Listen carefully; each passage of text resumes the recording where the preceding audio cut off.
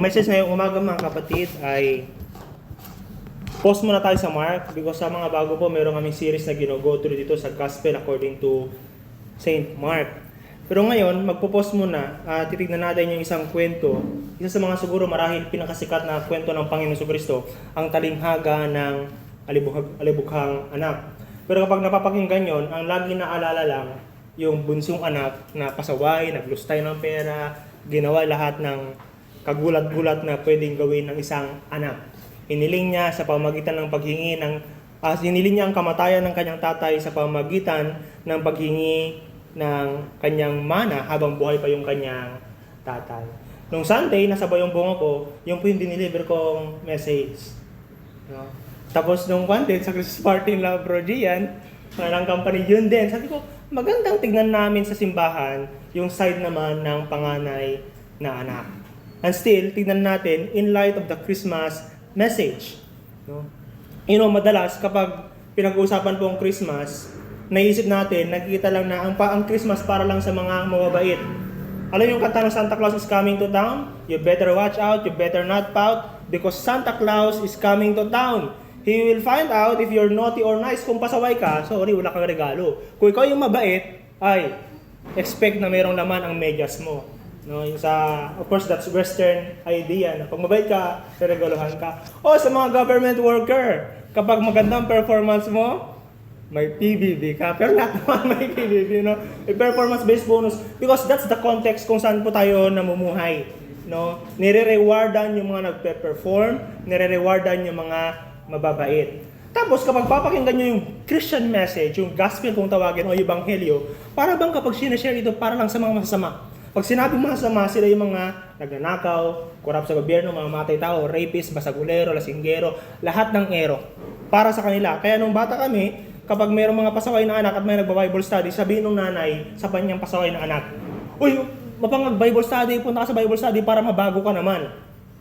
Ako hindi ako pupunta kasi ikaw yung pasaway. Ako, nanay. Ikaw yung pasaway, ikaw yung kailangang mabago. Pero alam niyo po sa kwento ni Jesus Christ, walang ganitong differences. Sa harapan ng Diyos, walang masunurin, walang pasaway. Dito sa kwento ng Panginoon, sabi niya, sa harap ng Diyos, lahat ay makasalanan. Magkakaiba lang yung itsura ng kasalanan. Pero tayo kasi, hindi, may kasalanan na kasalanan, may kasalanan na hindi kasalanan. Pero sabi ni Jesus Christ, alam nyo, sa pamamagitan ng kwento niyang ito, yung binasa natin, wala magkapareho lang yan na makasalanan, magkaiba lang ang itsura. Doon sa kwento niya, patungkol sa household, bahay ng isang mayamang tao, nobleman noong unang panahon yon. Doon sa kanyang kwento, may mga taong ligaw na nasa labas ng tahanan, may mga taong ligaw pero nasa loob ng tahanan.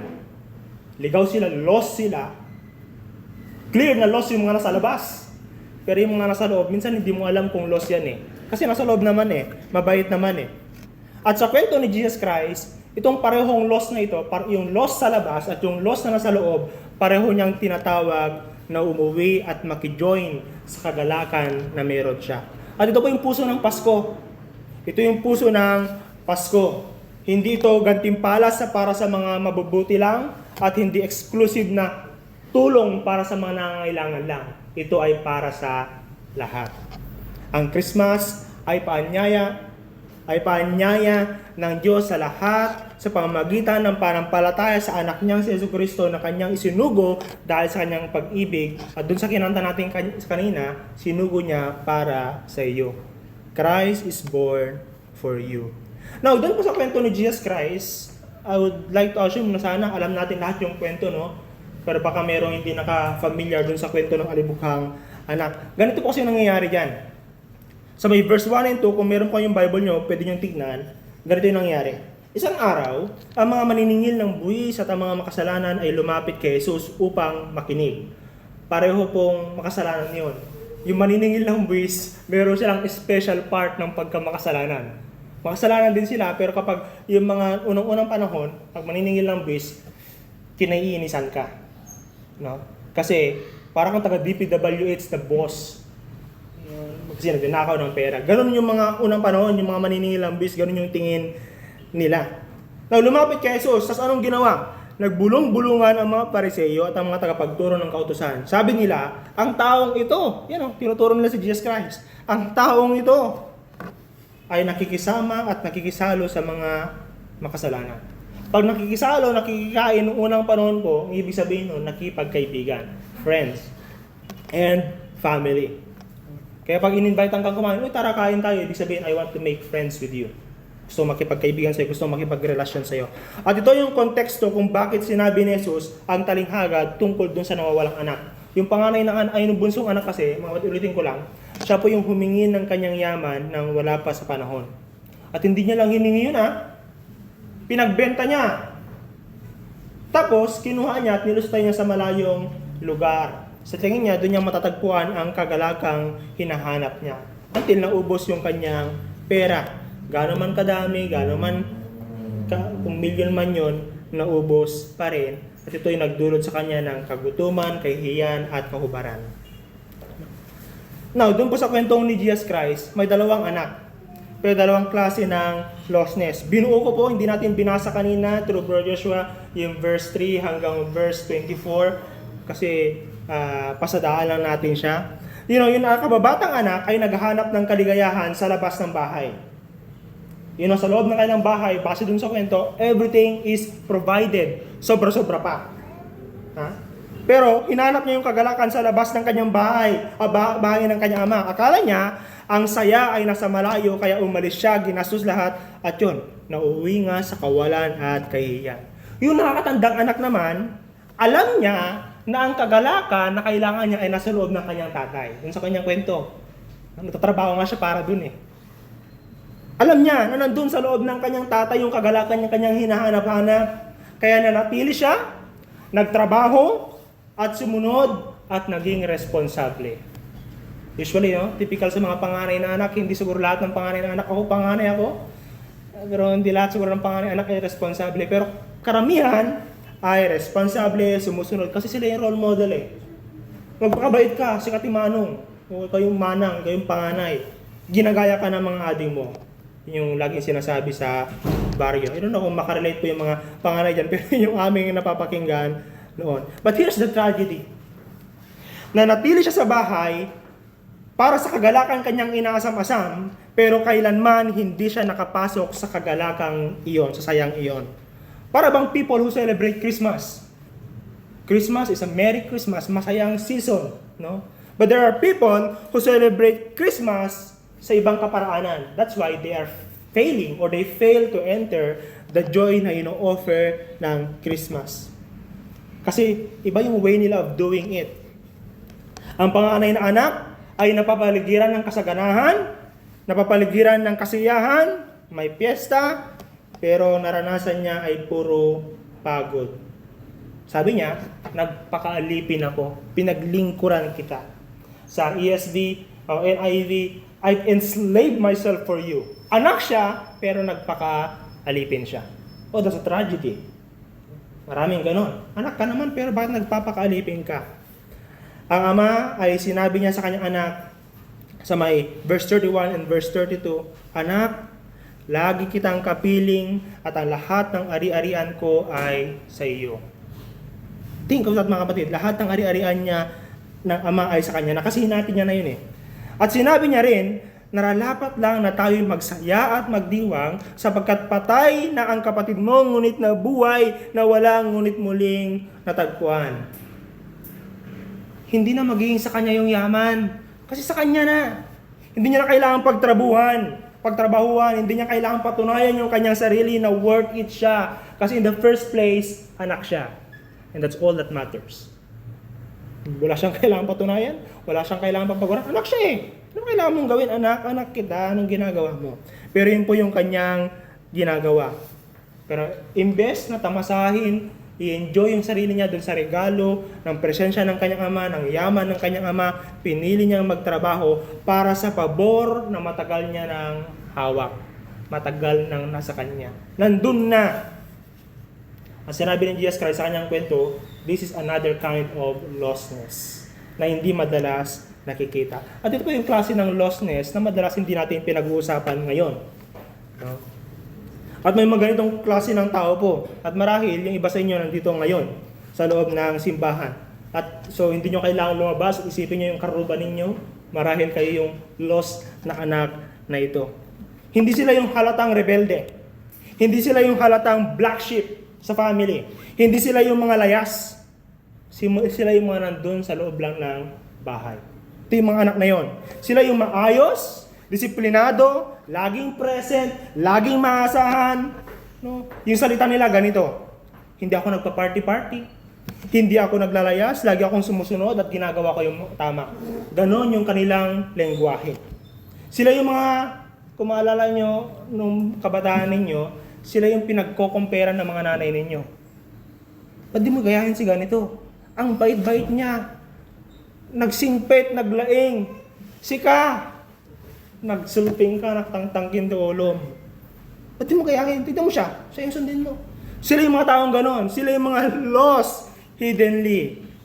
Mga kapatid, madalas kasi iniisip natin ng pagkaligaw ay tungkol lang sa outward sins. Meaning, yung bisyo, yung lust, sexual lust, materialism, and reckless living. Pero sa kwento ni Jesus Christ, may dalawang anak na nawawala. At mas delikado yung pagkawala ng panganay. Very dangerous. Kasi itong pagkaligaw nito ay nagtatago sa likod ng obedience, morality, at service. At sila yung pinakamahirap abutin, yung mga mababait na mga tao. Sila yung mga mahirap turuan, yung mga nasingpet. They're hardest to reach those who are within the house. Sino itong mga to sa modern times? Sino yung mga yan? Paano ko malalaman kung isa ako dyan sa older son na yan? Isa lang po yung puso niya, pero nagmamanifest sa iba't ibang itsura, yung itsura ng older son nito, ng panganay na anak nito. At makikita natin sa ating teksto yung tatlong malinaw na katangian ng nakakatandang anak. Una, yun ang sabi, verse 28. If you have your Bible, magandang sundan niyo po ako na verse 28. Nagalit ang panganay at awit niyang pumasok sa bahay. Ito yung anak na magagalitin at masama ang loob or resentful toward the father. Anak na nagtanim ng galit. Ang ginawa ng kanyang tatay, pinuntahan siya at inimbitahan pa rin siyang pumasok. Pinakiusapan pa nga siya. Pero yung anak, mga kapatid, dun sa kwento, nagtanong siya dun sa alipin eh. Ano nangyayari? At sinabi sa kanya ng alipin. Pero hindi na siya nagtanong sa kanyang tatay. Nagalit na lang siya, nagreklamo na lang siya, nung nag-explain ang kanyang tatay, hindi niya pinakinggan, galit na lang ang meron siya. It is obvious, kung sa side ng psychology and science, mga kapatid, itong klase ng galit na ito, hindi galit lang na nandun sa oras na yun. Ito yung galit na nabuo over time. Kasi nagpapagod pero hindi siya sineselebrate, hindi pinapansin. Tultulnog, pag merong isasabihin yung tatay sa kanya, gawin mo nga to, ginagawa niya. Pero dahil hindi siya nare-rewardan sa kanyang puso, kinikim-kim niya yung galit na yon at nagpapatong-patong at sumabog na lang nung dumating yung kanyang pasaway na kapatid. Nandiyan na naman ang paborito ninyong anak. Pinagpepestahan na naman. Now, malapit siya sa bahay. Andun nga siya, narinig niya yung kantahan at sigawan, pero tumanggi siyang pumasok. Bakit alam niyo po, may mga taong tama yung kanyang ginagawa, hindi masama yun. Dapat yun ang gawin ng isang masunuring anak. Mag-serve sa bahay, dahil dalawa lang silang magkapatid, alagaan niya yung kanyang tatay kasi matanda na rin yun that time, i-manage yung kanilang family, business. Tama yung kanyang ginagawa, pero may sama sa loob ng kanyang puso. May nabubuong sama ng loob. Ito yung mga taong pakiramdam nila, sa kanila, hindi patas ang buhay. May ganito silang language. May ganito silang language. Ginawa ko ng lahat, ano pang kulang? Ibinigay ko ng lahat ang oras ko. Imbis na pumunta ako sa barkada ko, nandito ako para sa iyo, tatay. Ano bang kulang? Bakit puno na lang siya? At dito po pumapasok yung tahimik, hindi madalas napapansin, na inggit, paghahambing, pagkukumpara, pag-competition sa loob ng pamilya na tinatakpan ng concern for justice ba? kunwari concern for justice, hindi patas yung pagtrato mo. Pero deep inside, ito ay galit na hindi inaamin at unti-unting gumagawa ng gap between him and his father. Mga po, no? Kahit sa mga mag-asawa, ito yung sinasabi ng mga counselor and marriage counselor na ito yung sumisira sa relationship. Hindi yung minsanang pagluloko yung galit na nabubuo over time. Nagpapatong-patong, tapos hindi na didilim, hindi na pag-uusapan kasi sinasantabi lang hanggang, nandiyan na lang, sabog na.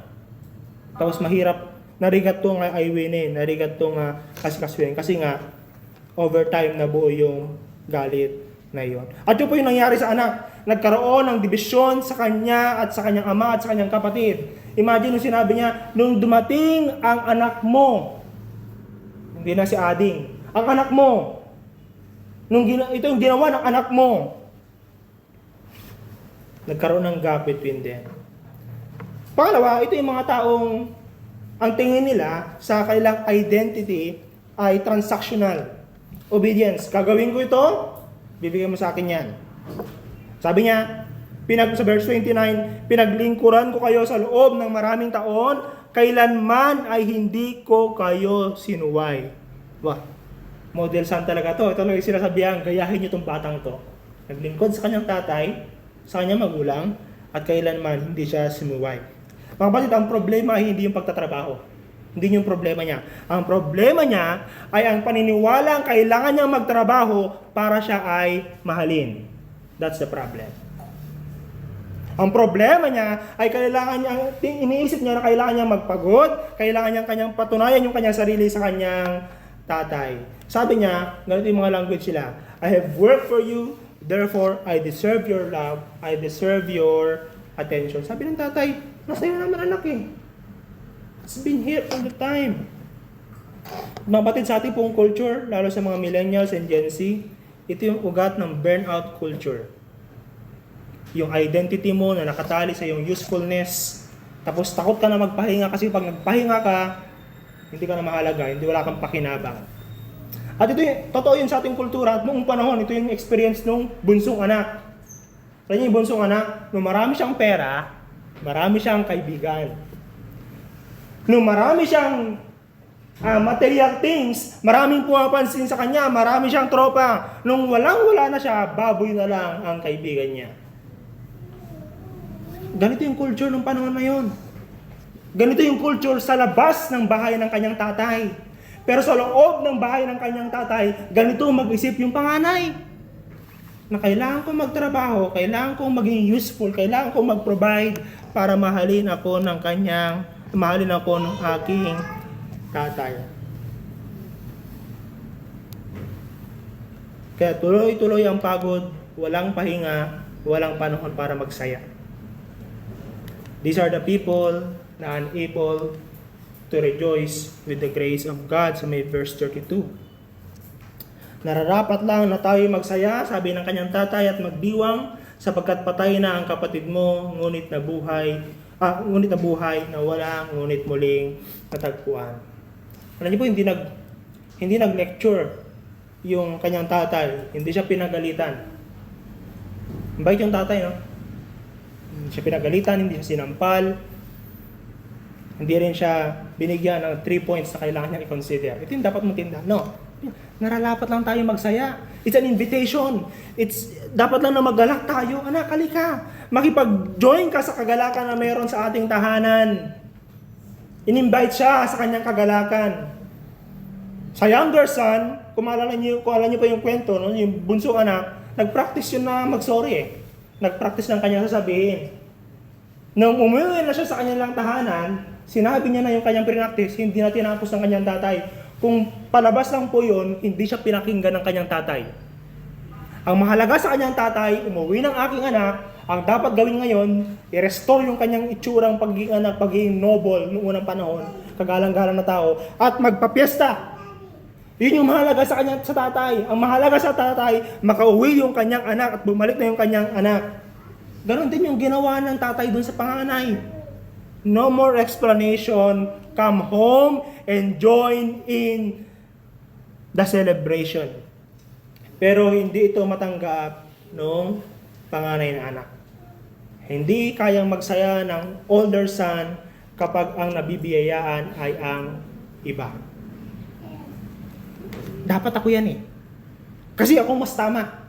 Kasi ako mas seryoso. Ako ang mas masipag. Hindi siya. Ako yung talagang sinusubukan ko lahat magpakabait eh.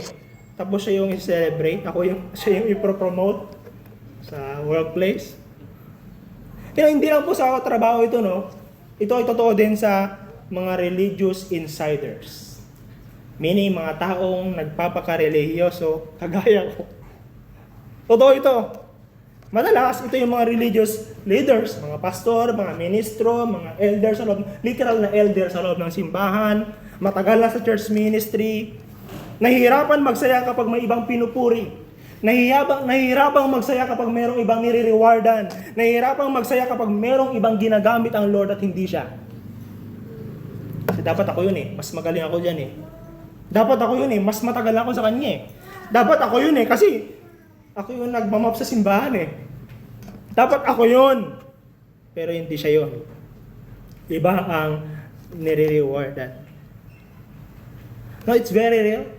One time, nagsabi sa akin, hindi ko saan siya nanggagaling. Sabi niya, how can you do that? Paano ka nakapagturo sa kanila ng bagay na yan ngayon hindi ka nakapag-aral ng formal seminary training? Paano mo natuturuan ng mga pastor na yan ngayon hindi ka nakapag-aral? While me, ako yung nakapag-aral. Ito po kasi yung ginagamit kong material. At yun lang po yung tinuturo ko. It's obvious na merong ito sa loob ng simbahan. Ito mga kapatid, kasi ang mga kausap ni Jesus Christ dito, yung mga Pariseyo, kanina, doon sa may verse 1 and 2, mga religious leaders, thinking dahil si Jesus Christ ay isang tagapagturo ng relihiyosong mga katuruan tungkol sa Diyos, ang niisip nila dapat ang kaibigan ni Jesus Christ, sila din ng mga relihiyoso. Hindi nila matanggap na ang mga kaibigan ni Yesu Kristo yung mga makasalanan. Pero pinapakita dito mga kapatid kung gaano katindi ang biyaya at grasya ng Panginoon. At nangyayari ito sa ilang simbahan. Nangyayari ito sa ilang simbahan. Sa mga kapatid ko sa pananampalataya, napapatanong tayo na, how can God use them? How can God bless them? Sa simbahan nila, puro iyak lang dyan, puro emosyon. Or puro pailaw lang ang simbahan nila. Ang ingay-ingay. Kami, solid sa doctrine. Kami, hindi kami baliw na kumanta. Kami, tama ang worship namin. How can God use them? Bakit sila yung nakaka-convert? Bakit sila yung, kapag pinakilala nila si Jesus Christ, yung mga taong sinasabihin nila patungkol kay Kristo, sila naniniwala sila agad. Dapat kami ang mas ginagamit kasi dapat kami ang mas tama. Ginagawa namin ang tama.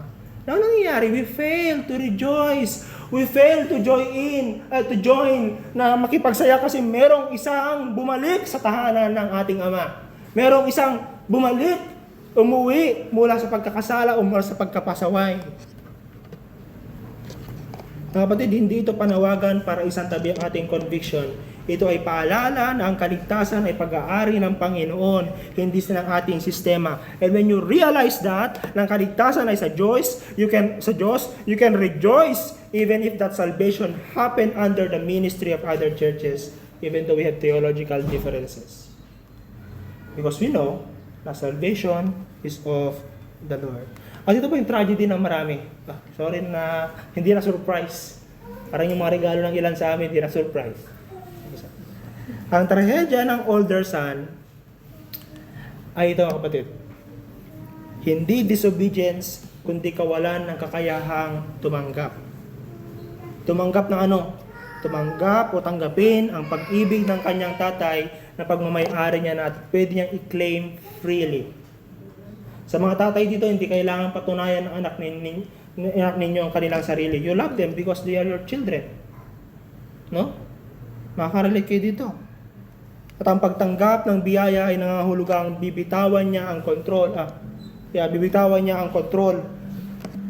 Masakit iyon sa taong sanay na umasa sa sariling effort. At minsan, nakakahiya yun eh. May mga taong ganoon eh. Yung bibigyan mo ng gift, tapos gusto nilang ibalik agad. Madalas sa mga Chinese, ito. May ganong culture yung mga Chinese. Hindi sila, kaya yung i-preach mo yung free grace na of God na tatanggapin mo na lang, i-receive nila. Yung mga Chinese, gusto nilang balikan agad. One time, dun sa Kawayan, may ganun, nakipag-usap kami, meron kaming service na ibibigay sa kanila, free, ang InterVarsity ang mag-send sa akin, pero ang gusto ng school, dapat may kapalit. Free yun na ino-offer eh. Pero sa culture nila, ganun. At ito yung isip ng anak na ito. Kailangan meron akong gawin para mapasa akin yung pag-ibig na yun. Gayong ino-offer na sa kanya ng Rible. Mga kapatid, alam ko, sanay tayo na pinalaki tayo na competition sa ating pagkabata pa lang, no? Grades, kindergarten, grade school hanggang high school. In order for you to be rewarded, magpakabait ka. Pero dito, ibang usapin sa bahay ng kanyang tatay.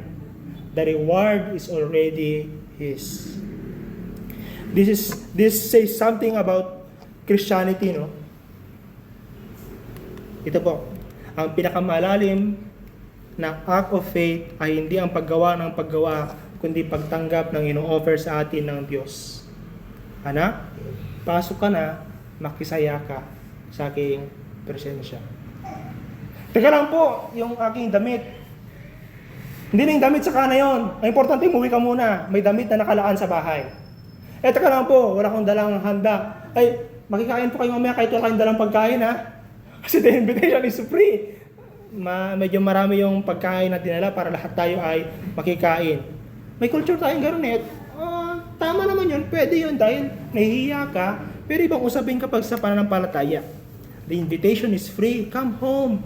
No more preparation, no more working, just come home. Kasi mayroon nag-aantay na fiesta. Alam niyo po, nakakatapagtaka sa kwento ni Jesus Christ. Si Jesus Christ, si Jesus Christ, hindi niya tinapos yung kwento. Open-ended yung kanyang kwento. Ang nakabatang anak ay ligaw sa labas ng bahay, ang nakatandang anak ay ligaw sa loob ng bahay. Tapos, dun sa kanyang kwento, mapatanong ka na lang, teka lang, ang tanong ngayon, nakapasok ba yung panganay na anak o hindi? Eventually, naka-join ba siya sa piyesta sa loob ng kanilang bahay o hindi? Niyakap niya ba yung kanyang kapatid na nakauwi lang o hindi? Di natin alam. Kasi mga kapatid, sinadya po ni Jesus Christ na hindi tapusin ang kwento. Pinapakita sa atin na bukas pa rin ang pinto, naririnig pa rin ang musika sa loob ng tahanan nila, at naghihintay pa rin ang kanyang ama. Kasi in-invite na siya. Masok ka na. Ngayon, ang tanong, hindi ko pala nilagay dito. Anyway, ngayon, ang tanong po ay hindi na tungkol sa older son dun sa kwento. Ang tanong ay tungkol na sa iyo. The question is for you now. Papasok ka ba sa kagalakan ng inyong tatay? Mag-stay ka lang sa labas kasi wala kang may dadala or sa tingin mo hindi ka mahal ang kanyang tatay. No, mahal pa rin siya ng kanyang tatay. Remember, in-address pa rin siya na anak. Hindi siya in-address na alipin. Kahit na nagpapakalipin siya, anak pa rin siya at hindi nagbago ang kanyang pagiging anak. At alam niyo po ang Christmas, or sa theological term, or incarnation, ang pagkakatawang tao ni Jesus Christ, ang sagot sa parehong kawalan ng dalawang anak. Anak na nawawala sa labas, anak na nawawala sa loob. At para sa nakababatang anak, ang Christmas ay ang aksyon ng Diyos na lumalapit sa atin para iuwi tayo. Para sa nakatandang anak naman, ang Christmas ay aksyon ng Diyos na nagbibigay ng hindi kayang makuha ng pagpapakabuti. And that's good news. That's why we call the Christian message as good news. Nakamano kayo ngayon New Year's resolution. Hindi pa rin kayo nagbabago. May nagagawa pa rin kayo mga bagay na pinangako nyong hindi nyo nagagawin. But that's the good news. Meron nang ibinibigay sa panganay na anak na hindi niya makukuha kahit ilang New Year's resolution pa ang kanyang sulatin. Because we fail and we fail, but here is the freely offered grace of God. The grace of sonship and adoption.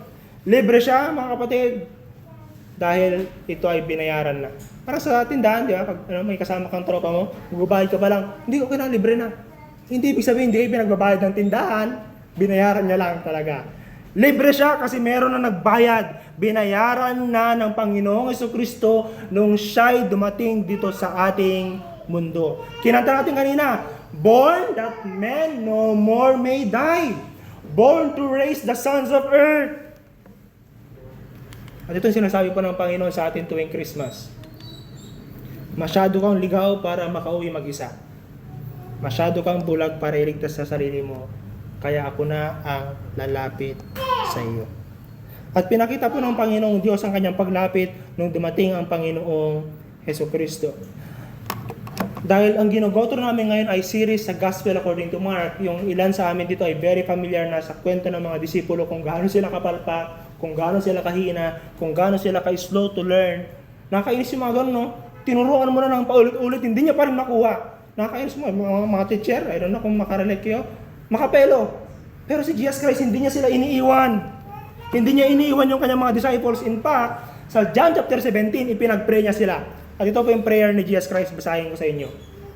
Ama, sila ay ibinigay mo sa akin at nais kong makasama sila sa kinaroroonan ko upang makita nila ang karangalang ibinigay mo sa akin sapagkat minahal mo na nga ako bago pa man nilikha ang daigdig. Ito ay panalangin ni Jesus Christ, mind you, sa mga disciple na mababagal umintindi, mga disciple that is about to leave Him. Namamatay si Jesus Christ, tatakbuhan nila, iiwanan nila yung kanilang master. Ipinag-pray niya to kay Peter na 3 beses niyang dininay si Jesus Christ. Pero pinag-pray sila ni Jesus. Kaya mga kapatid, hindi ko alam kung anong klaseng kahiyan ang dala-dala ninyo, kapasawayan, katigasan ng ulo, pagtatrabaho ang dala ninyo.